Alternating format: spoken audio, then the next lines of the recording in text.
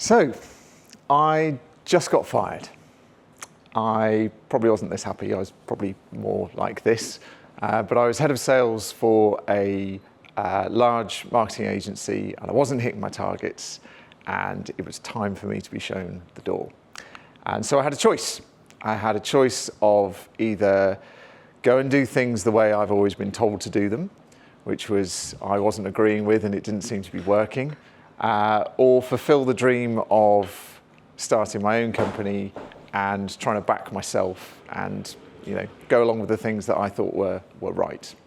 And so my mum and dad very kindly lent me 10 grand, and I spent 5 of it on a holiday to Switzerland, which was great. And then I got back and I'd made the choice that I was going to start Human, which was a marketing agency, and the Marketing Meetup at the same time. Today's running order, I couldn't find a running photo, only a jumping one. I'm going to talk about how stories can help you sell if you're in the position where you have to sell your sort of freelance business. I'm going to get you thinking about who the story is for and who the stories are about. Then when to tell them, because we can tell them all the time essentially, but some examples of when is useful to tell stories. And then I'm going to touch on frameworks actually throughout the presentation, but I'm going to give you my spin on some traditional frameworks. So this was my first client, Malcolm Gray Optometrists. So they're at the end of my road, they're about a mile away, and they've been there since I was a kid. So my dad used to go there when, dragged me in as a 2 or 3 year old.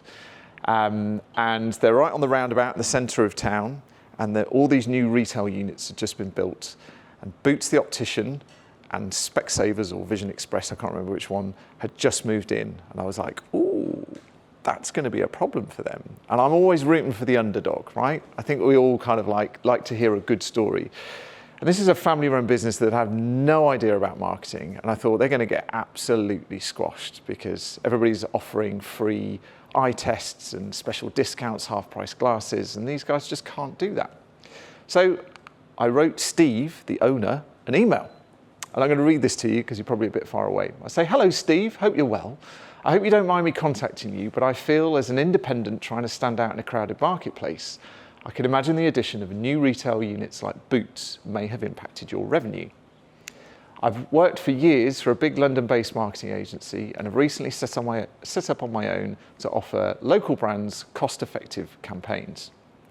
My model is a bit different to the usual agency model.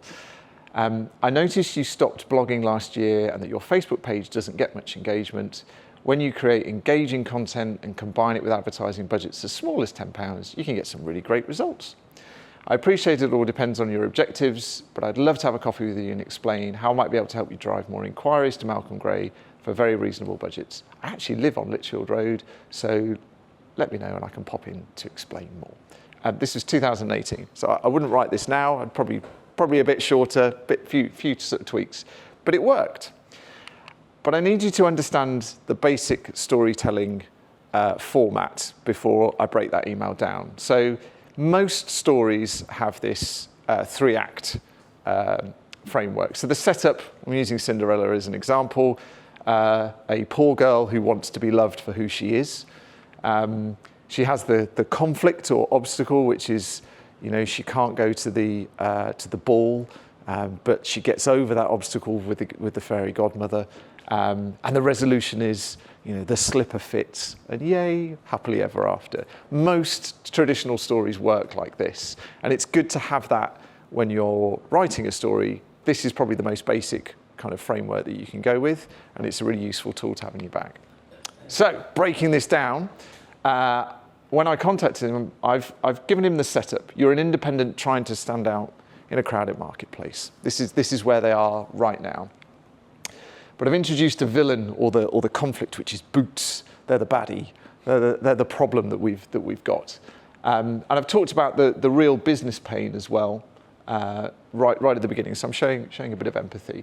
I've then said it's a slight exaggeration that I've said I'm working for a London-based marketing agency. It was actually a Norfolk-based marketing agency that had an office in London, but it just sounded a bit fancier, and I thought they'd take me more seriously. I'm then sort of hinting at a possible resolution. So I'm talking about the end of the story. Again, I repeat this process. So in doing my homework, I said, I'm looking that you haven't done any blogging, that your Facebook page doesn't get much engagement. This is their current worldview, but this is the possible future. Bit of advertising budget, bit of boosting on your content, some better content, and it could be getting you great results. There's a bit of empathy in there as well, sort of saying, like, I don't know what your objectives are, but let's have a coffee. And then I'm making the call to action really simple. Like, I literally just live around the corner. Do you want me to come in and explain a little bit more? And so I've created a story of what could be, and that's the important thing there. So who is that story about? Who is the story about? Is it about me? No, that's Steve. It's about Steve and his business. And this is one of the biggest mistakes. You what? Not Malcolm. No, it's about Malcolm's retired, actually. I did meet Malcolm. Oh, nice guy. When you make the story about you and your business and I do this and this is me and this is great, like, people kind of go, I don't care. And so you make it about their business and you talk about the threats to them. And you talk about the opportunities that they have, the thresholds that they can cross.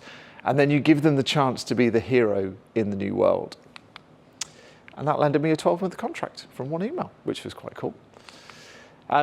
So I've told you about how you can use storytelling to win customers, but I think there's almost a more important one in terms of how to keep customers as well. And I'm going to take you right back to my 20s, very long time ago, when I ran a business that arranged removals for house builders. And my biggest customer was McCarthy & Stone, who build retirement apartments. And we used to pack up their old home, do all their packing for them. We'd unpack them the other end. We'd do a decluttering service. We'd guarantee to move them on dates that the builders wanted us to move them in on. We helped with their customer service results. We were like this really useful sales tool that they had. And my AI-generated image here, which clearly hasn't worked properly. Fuck AI. The thing that I could have done is reported to the people that employed us.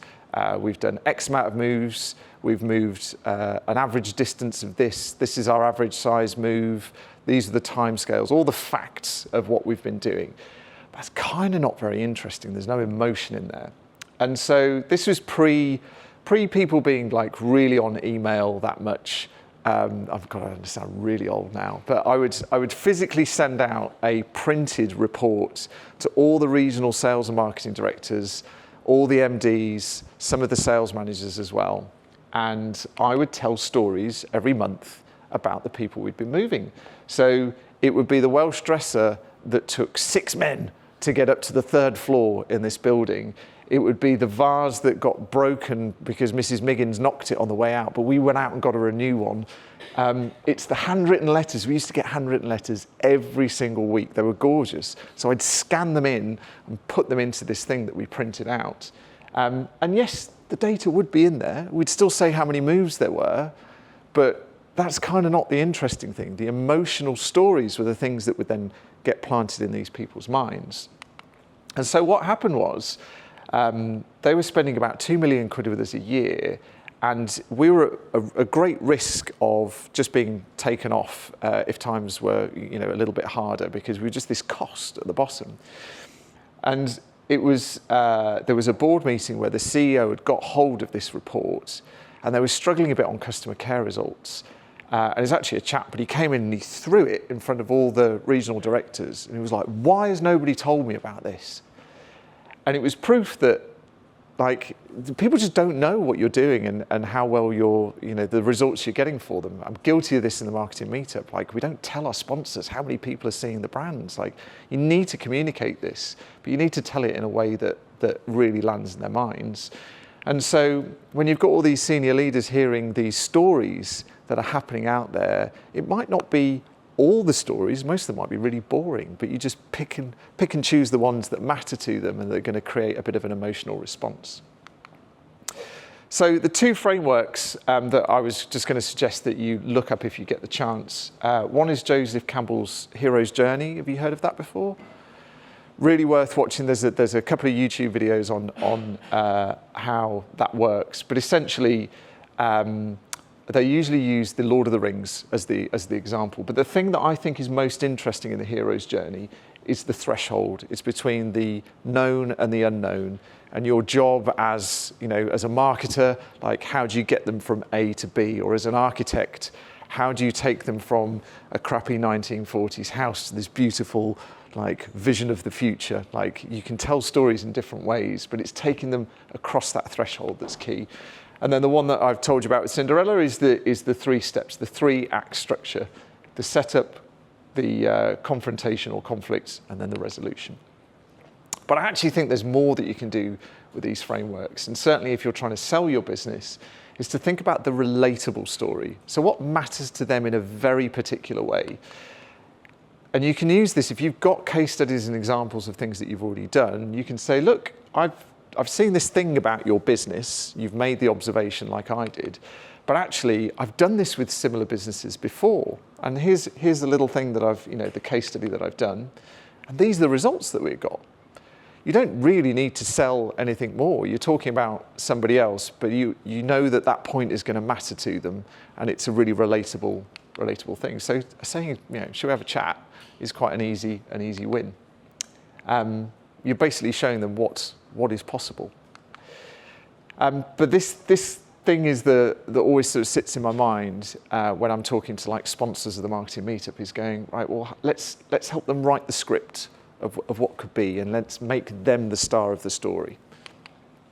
So where do you start? Where do you start to build this muscle of telling stories? I somehow managed to link mountain biking to what I do in marketing. I mean, God knows how.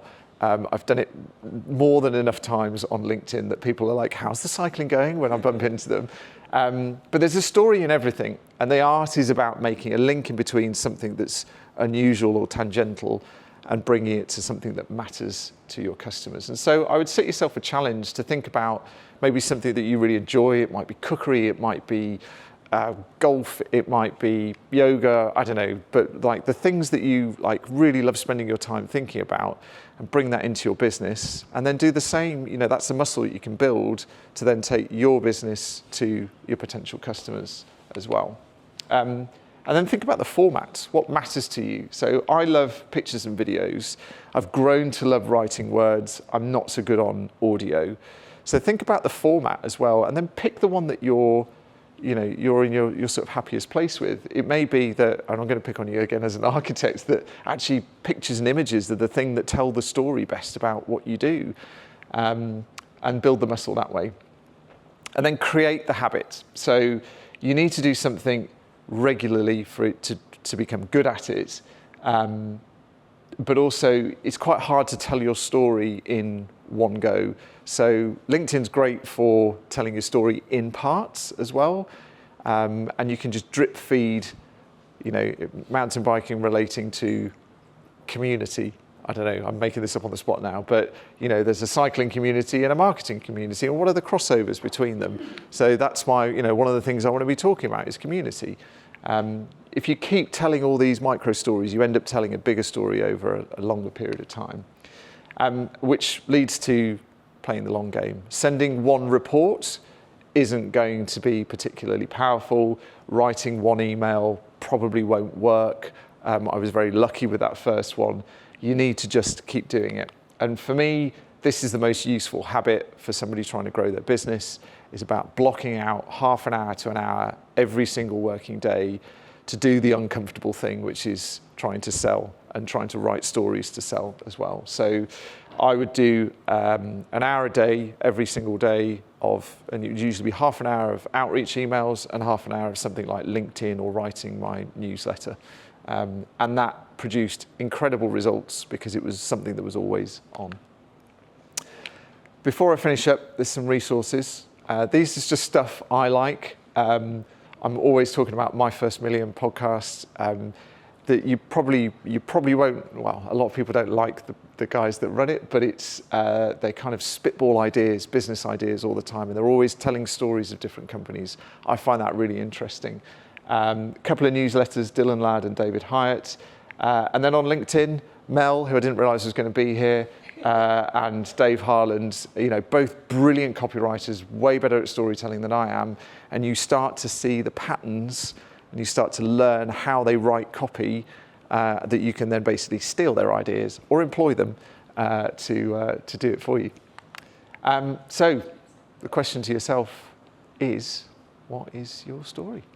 And that's me.